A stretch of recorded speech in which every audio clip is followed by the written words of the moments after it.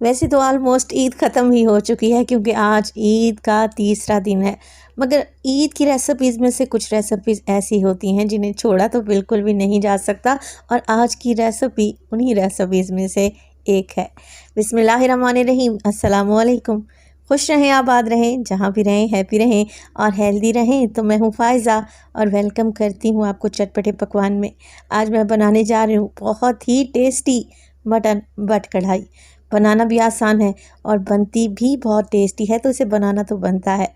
Recipe को and तक देखें, अच्छी लगे तो लाइक भी कर दें और चटपटे पकवान को सब्सक्राइब भी कर लें। तो चलें फिर बट कढ़ाई बनाना स्टार्ट करते हैं। तो एकदम लाहौरी बट कढ़ाई बनाना बहुत ही आसान है, तो super tasty Eid special but कढ़ाई के लिए मैंने ले लिया है मटन। 1 किलो के बराबर मटन का इस्तेमाल कर रही हूँ। और देखिए ये मिक्स गोश्त है, यानी कि इसमें हड्डी वाले पीसेस भी हैं और कुछ बोनलेस गोश्त भी है। मटन को मैंने अच्छे तरीके से पहले ही धो लिया था। अब कढ़ाई में मैंने मटन डाला, साथ के साथ एक बड़े साइज़ का प्याज रफली सा काट कर डाल दें और मटन के हिसाब से पानी डालें। अच्छा, मेरे पास जो मटन है वो जल्दी से गल कर तैयार हो जाता है, तो मैंने तो इसमें 3 कप डाले हैं। पानी आप अपने हिसाब से भी डाल सकते हैं। 1 टीस्पून नमक इसी स्टेज पर डाल देंगे और हल्का सा मिक्स कर लेंगे।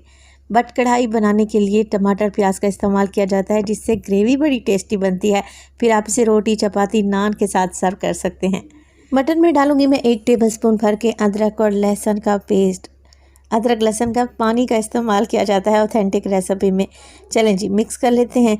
और फ्लेम को मैंने ऑन कर दिया है, मीडियम टू लो फ्लेम पे मैं मटन को पकाने लगी हूँ। आप यही रेसिपी प्रेशर कुकर में भी बना सकते हैं, और अगर प्रेशर कुकर का इस्तेमाल कर रहे हो ना तो फिर पानी की मिकदार को कम कर दें। अच्छा, 1 किलो के बराबर मेरे पास था मटन और मैं आधा किलो टमाटर का इस्तेमाल कर रही हूँ। अच्छे लाल वाले पके हुए टमाटर लें। टमाटर का टॉप निकाल दें, यानी कि ऊपर से कटिंग कर लें। टमाटर को 2 हिस्सों में डिवाइड करें और इस तरीके से मटन के ऊपर अरेंज कर दें।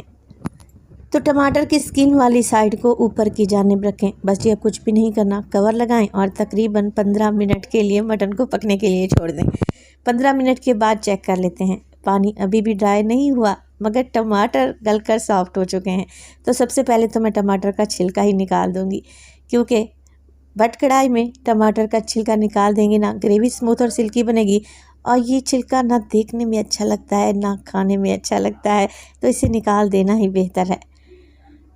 तो यहाँ पर टमाटर का छिलका मैंने निकाल दिया था। अब चम्मच की मदद से टमाटर को मैं हल्का हल्का मैश कर लूँगी, ताकि मटन में टमाटर का टेस्ट अंदर तक जाए। अभी हमने इसमें कुछ भी ऐड नहीं करना, पहले मटन को अच्छे तरीके से गलाकर सॉफ्ट कर लेंगे और ये पानी भी बिल्कुल ड्राई हो जाना चाहिए। तो इसे पकने के लिए छोड़ देती हैं, जब तक हम एक और काम कर लेते हैं। बट कढ़ाई के लिए स्पेशल मसाला बनाने के लिए एक प्लेट में मैंने डाला है 1 टेबलस्पून के करीब साबित सफ़ेद ज़ीरा, 1 टेबलस्पून साबित काली मिर्चें। इसके अलावा 1 टेबलस्पून साबित धनिया का इस्तेमाल करूँगी। 6 से 7 दाने हैं मेरे पास गोल लाल मिर्चों के। अगर ये नहीं है आप लोगों के पास तो आप कुटी हुई लाल मिर्च का भी इस्तेमाल कर सकते हैं। अच्छा, इन मसालों को मैंने हल्का सा भूनना है, ड्राई रोस्ट करना है। तो बस ज़्यादा नहीं, 1 मिनट के लिए ही बिल्कुल लो फ्लेम पे इन्हें ड्राई रोस्ट करेंगे ना, तो मसालों का बहुत ही भुना हुआ अच्छा सा फ्लेवर आएगा। मसाले भुन जाएँ तो आप इन्हें मोटा दरदरा सा कूट कर एक साइड पर रख दें। मटन की तरफ चलते हैं। तो यहाँ पर देखें, टमाटर भी अच्छे तरीके से मैश हो चुके हैं और मटन भी काफ़ी हद तक गल चुका है। ये देखें, सॉफ्ट हो चुका है।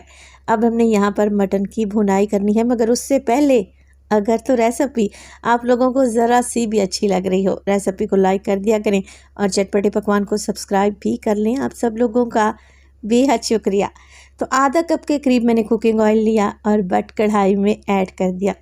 अब यहाँ पर हम बट कढ़ाई को भून लेंगे, मटन को भून लेंगे।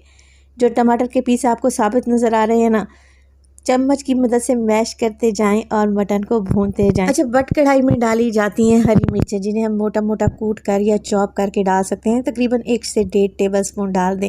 मेरे पास 4 से 5 हरी मिर्चें थी, जिन्हें मैंने मोटा मोटा सा दौरी डंडे में कूट कर डाला है।